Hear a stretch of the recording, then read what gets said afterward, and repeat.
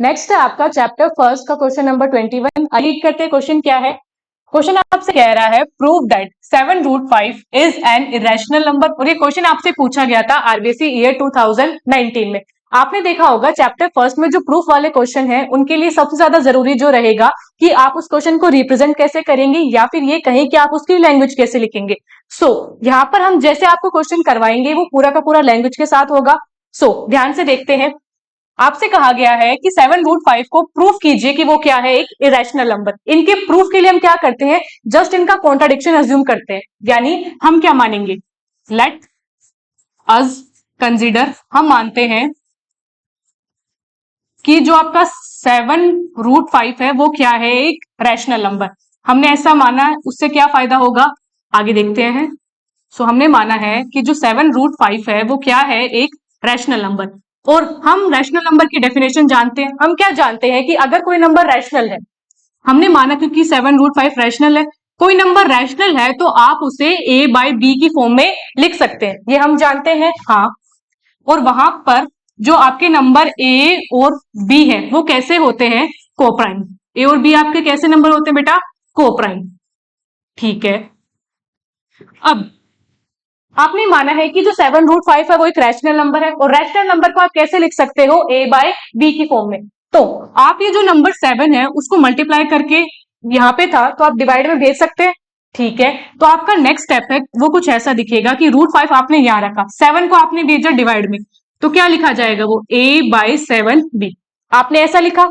अब इससे क्या फायदा हुआ, अगर आप ध्यान से देखें तो जो नंबर a है जो नंबर b है, आपने क्या कहा है, वो कोप्राइम है, या फिर और बेसिकली कहें तो a और b क्या है आपके इंटीजर, 7b क्या है, इंटीजर। यानी ध्यान से देखिए तो एक इंटीजर और एक और इंटीजर, दो इंटीजर जब आपस में डिवाइड हुए तो नंबर कैसा बनता है, नंबर बनता है आपका रैशनल।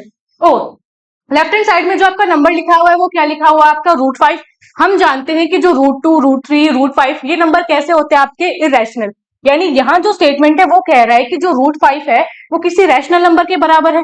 ये स्टेटमेंट तो गलत हो गया। ये स्टेटमेंट गलत क्यों हुआ, क्योंकि आपने माना ही गलत था। बस, तो जितना अभी आपने समझा उसी चीज को बस अब यहाँ लैंग्वेज की फॉर्म में रिप्रेजेंट करना है। तो आइए लिखते हैं।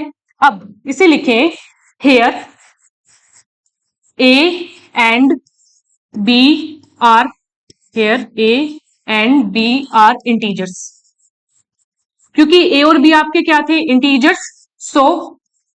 a अपॉन में 7b वो आपका क्या बना, इज अ रैशनल नंबर। वो क्या हो गया हमारा, रैशनल नंबर। और is a rational number, and हम जानते हैं कि जो √5 है वो कैसा नंबर है, इज एन इरेशनल नंबर। √5 कैसा नंबर है बच्चों, √5 है आपका इरेशनल नंबर। ठीक है, बट आगे लिख लेते हैं, but according to our assumption. But हमारे अजम्पशन के हिसाब से क्या हो रहा है, हमारे अजम्पशन के हिसाब से √5 बन गया है rational. But according to our assumption,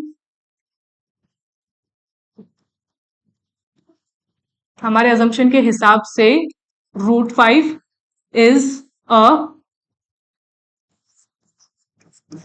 rational number, which is wrong, जो कि गलत है। और ये गलत हुआ क्यों, क्योंकि आपने अजम्पशन ही रॉन्ग माना था। यहाँ पे हमारा अजम्पशन ही रॉन्ग हो गया, और हमने अजम्पशन लिया क्या था, हमने लिया था कि जो 7√5 है वो एक रैशनल है। हमारा अजम्पशन गलत हो गया, तो हम क्या कह सकते हैं, हेंस जो नंबर था आपका 7√5 वो कैसा नंबर है आपका, इज एन इरेशनल नंबर।